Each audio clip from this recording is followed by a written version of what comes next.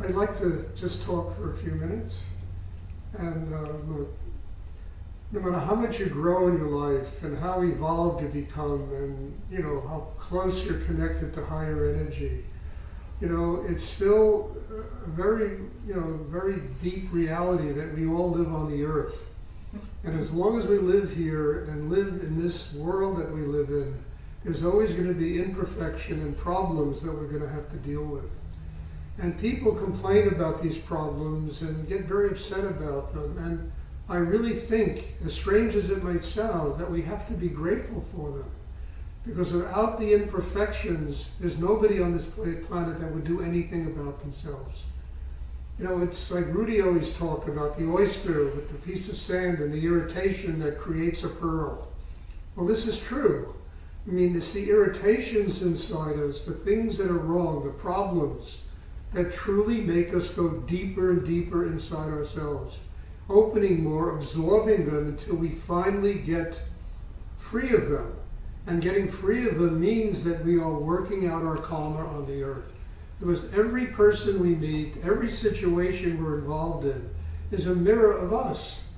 And the things we see wrong on the earth, whether it's on the stupidest level of politics or economics or people, friends, families, everything is a reminder that there's only one way of fixing it, is that going inside ourselves, building a system that gets us closer and closer connected with higher energy or God, and truly attaining a state inside ourselves where we are open to receive the energy of the universe, instead of the energy of the mind, which is in constant judgment and looking out at the world and picking it apart and judging people, judging situations, opinionated, and does nothing but create a lot of ego and tension and problems in the world. We have to understand that there will never be perfection on the planet Earth. And we come here to learn that. And we come here to learn how to transform the things that are wrong inside ourselves so that we can build a stronger and stronger chakra system that allows us to be able to live in the world, to be open to life and everything life has to teach us, and at the same time to be connected to spirit. It's a very interesting process because, one of the fundamental things that I teach and Rudy taught was getting grounded inside. And this is a really hard thing for people to come to terms with, because in order to get from here to here and to learn how to keep the mind focused here, not just in meditation class, but literally all the time, we organically live that way. It's one of the most difficult jobs there is on the earth. I always kid around and say the longest voyage on the planet Earth is from here to here. Getting oneself centered here. Because this is the area of grounding. And when you're grounded here, everything else is possible. It's possible to open the heart. Because all it takes is gratitude to open the heart. But it takes rootedness, it takes foundation and strength inside to keep the heart open. The same thing with the throat chakra. When the throat chakra is open, it can stay open because there is rootedness inside us. So what do we have? We have that rootedness, that strength. And when the heart chakra is open, how do we interact with life? With love, with compassion, with joy, with happiness, with openness.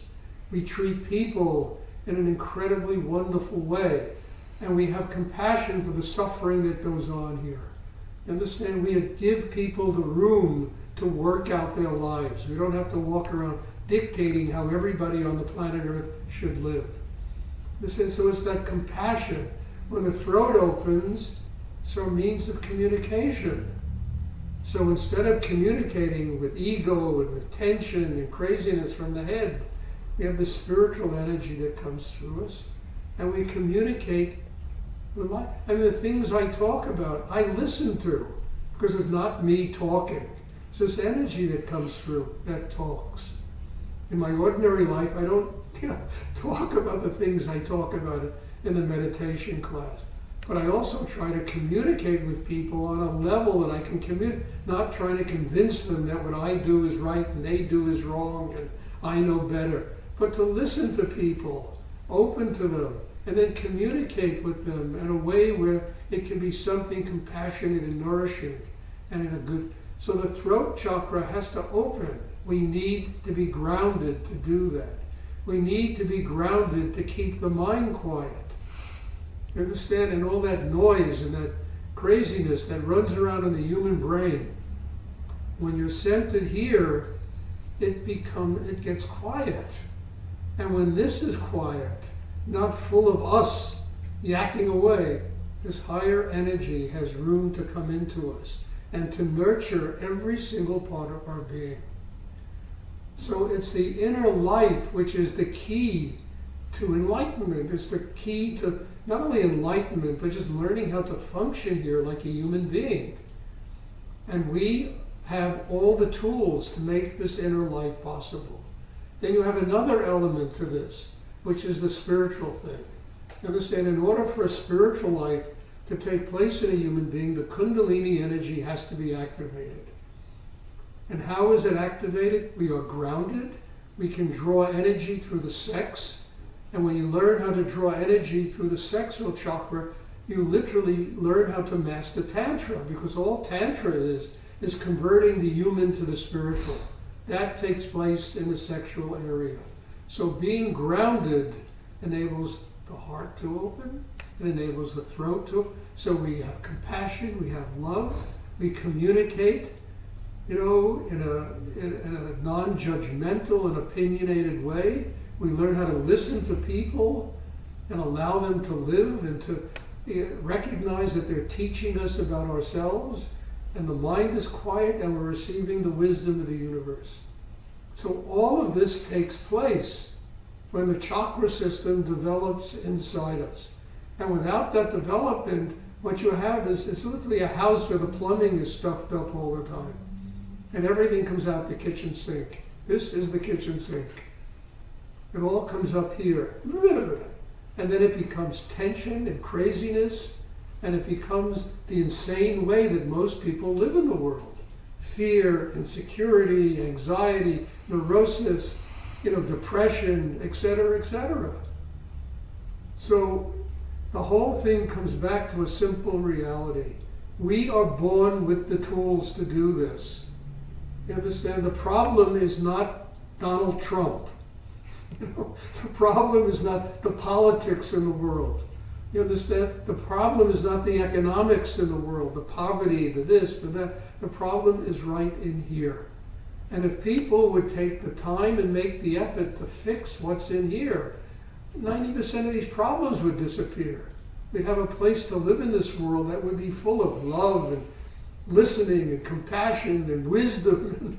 You understand? Transformation of the human to the divine, the activation of Kundalini, which then opens the crown chakra and allows anyone who does this to connect with God. It's an amazing process, what goes on inside a human being. And we sell ourselves short. And most people live with about 5% of their creative potential. And if they begin to fix the chakra system, it becomes 10% and 50% and 80%. It'll never be perfect. God is perfect. The rest of us need imperfections to remind us that we have to get stronger inside to get closer and closer to perfection. So the whole thing is a process of learning. And the wonderful thing is that when you start taking this responsibility on yourself, you understand, you don't blame anybody in the world. You understand? It's it's nobody else's fault. We have the capacity to fix what is wrong inside us. And once we fix it, life itself becomes the guru. It's not Stuart. You understand? It's not Rudy or Nityananda. My job is to train people so that ultimately they can embrace life, and life itself becomes the teacher. The highest teacher that exists on the planet Earth is life itself. And the only reason people don't learn from life is they haven't fixed their system inside. So they're so congested with their own egos and minds and problems that all they do is dump bullshit on the world, you know? Because that's what's inside them, just bullshit. And that's what they project out to the world. So you have 8 billion people projecting bullshit. And that's why the world is an insane asylum. Because so few people really work on their inner life. It's all ego and mind and opinions and what I think is right and me versus you and all this nonsense. And when you fix the inner world, it becomes harmony, becomes balance, it becomes openness, it becomes compassion, it becomes embracing life, embracing the world, allowing the world to be one's teacher. And it becomes an incredible way to live. And all that it amounts to is fixing this.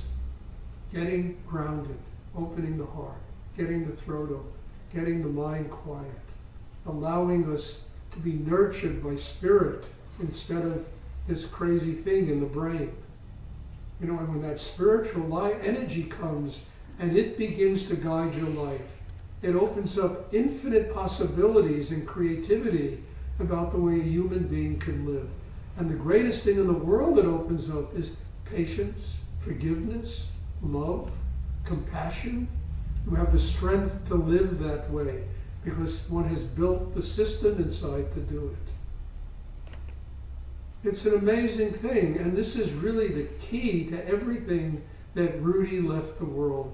And the key to it is simply this double breathing exercise, because that is it's the exercise that makes it all possible.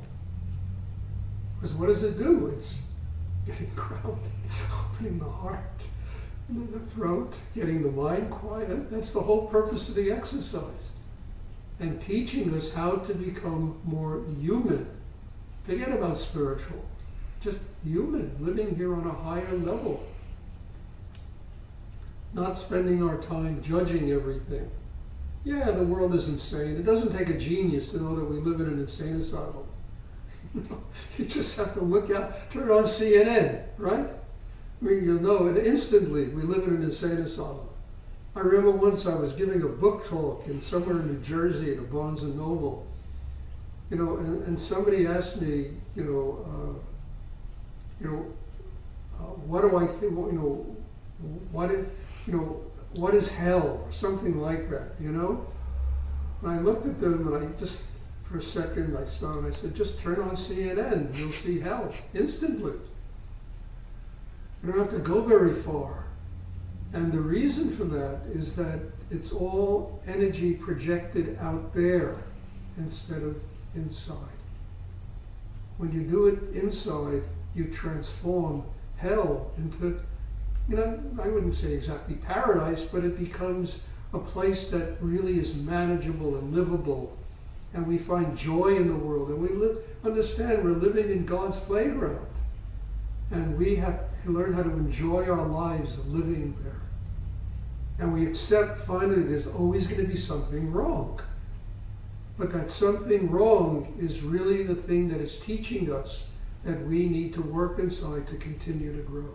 So it's all part of this incredibly delicious soup called life. I hope it's clear what I'm talking about. And the ultimate thing is that, every human being has the tools to do this. It's whether they want to do it or not. You understand? Whether they're ready to do it. That's why the universe gives us reincarnation. There's 1,000 lives. All right, you don't want to do it now. You want to go through the suffering for another 5,000 lifetimes. All right, I'll give it to you. I mean, really, it's just the most patient energy, the energy of spirit. All right, you want 5,000 more lifetimes to go through all this bullshit? You got it. Until you stop knocking your head against the wall and you start doing the inner work to really fix what's there. You're given all the tools the day you're born. It's whether or not they're used. And people really use them. Does anyone have a question about any of this? Do me a favor, send this talk to Bob Sink and have him put it on my website too, okay? Okay, sure. I think this is really an important thing that was talked about this morning. Does anyone have a question? Yes.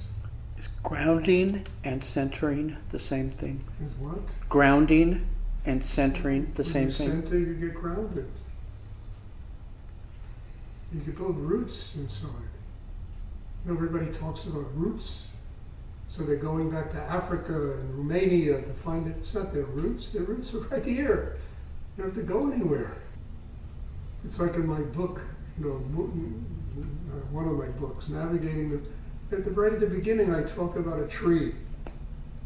And a tree, when it's rooted and has healthy roots, a hurricane can't blow it over. When the roots are weak and get sick and stuff, you know, any wind comes, and that's the thing in life. When you have that grounding, all the bullshit of the world is not going to get you crazy. You can deal with it. You don't have that grounding, any little stupid thing makes you crazy. Does anyone else have a question? Yes. I know that when you were very young, you were a very troubled young man who Yeah, met I was. Rudy, and you were very tortured. I would like to know, for people who are much younger than yourself, how did that impact your identity as a man or your masculinity throughout your practice? You know, look, I'll tell you how it impacted me. I knew, even at the age of 16 years old, there was something wrong with me, that I needed some kind of training, some kind of connection with God, with Spirit. And between the age of 16 and 25, I was living in hell, you know? But I was searching for somebody who could teach me how to do it. When I finally met Rudy when I was 25, and he showed me this double breathing exercise. And then after a month or two, I began to see how this thing was changing my life. I said, Stuart, you found this. And I needed to find somebody who could teach me how to do it, because I was running around the world looking for that. And how did it affect my masculinity? I don't know. I mean, it certainly never had a shortage of relationships with people, you know, and things like that. But it really affected my need inside, because I knew how completely screwed up I was as a kid. Even Rudy once told me, I'll never take another student like you again. He's told me that, you know? I mean, I was very screwed up when I was a kid, but it wasn't screwed up because I didn't have money. I never gave a shit about money when I was a kid. I didn't have relationships. I didn't have things it was screwed up because I didn't have a connection with God. And I needed that connection. And once that connection became possible, things work. Money work. You know, money is not a problem. You know, when you have that connection, just the universe provides for you exactly what you need. You know, and all these things suddenly become just. I mean, it's like I always tell that story when I was in Texas. You know, and I've been working like an animal, 18 hours a day, setting up ashrams all over Texas, teaching in prisons and hospitals and universities. And Rudy, you know, standing with Rudy on the porch of the house where I lived, and he's, "You're not working hard enough, Stuart." So I looked at him. He said, "Rudy, what do you want me to do?" I said, "Buy that building." You know, the building was a small shopping center. So I said, "Rudy, I have $600 in the bank." He said, "Anyone could do with money." And you know, a month later, I bought the building. It really taught me how to overcome my fear of money, which is such a big detriment to the lives of people. Oh my God, it's going to cost this to do, you know. If you really need to do something, the energy is inside to do it. I just kept going deeper in myself, opening, and the money just came. It was extraordinary. A month later, I bought the building. The building I'm talking was that building ultimately had a restaurant. It had, you know, it became a magical place in Denton. But it also made it possible for me ultimately to move back to New York. So what I'm saying is, if you know, he was telling me, Stuart, you got to overcome that problem. All your life, you've always been afraid of money. But inside you is the energy to do these things. And then later when I was in my art business, you know, I mean, the money, the numbers were like ridiculous, you know, that I had to come up with, you know. And it never bothered me. Because I say, all right, I'll do it. I'll come up with the money. And it always came. It's the same way with teaching, with relationships, with everything. You know, the answer is in here. And the pressure of the external world should really force somebody to go so deep inside that they get the energy to take care of the situation.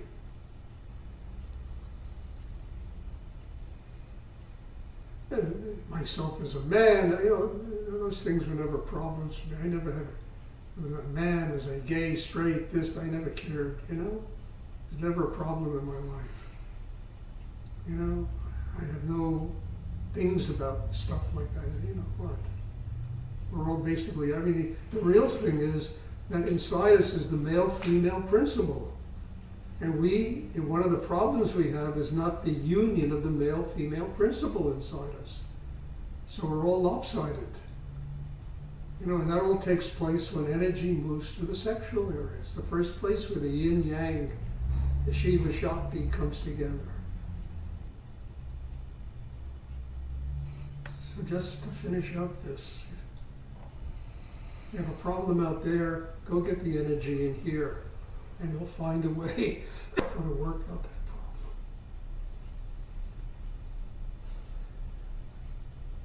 And be grateful for life's pressure, because life's pressure makes you work on yourself. The only way to get above it is to get the strength inside yourself.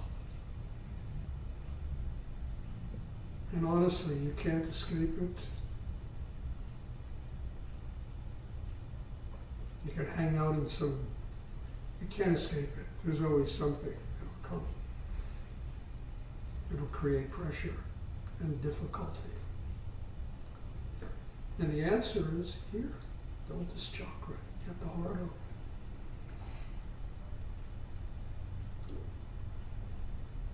Does anyone else have a question? You know, I was a pretty screwed up kid. I mean, in my book, I talk about it, you know, that navigating book. I talk about what I was like when I was younger, you know? And I wrote it that way because if this guy in this book can do it, anyone can do it. That's why I wrote the book that way. To show people that I wasn't born from some lotus leaf and I'm not Padmasambhava, you know? I was born in the South Bronx, in the tenements of the South Bronx, raised there. You know? Does anyone else have a question they would like to ask? Okay. And we'll have meditation again at 2:00. And thank you. God bless you. Thank you, Stuart.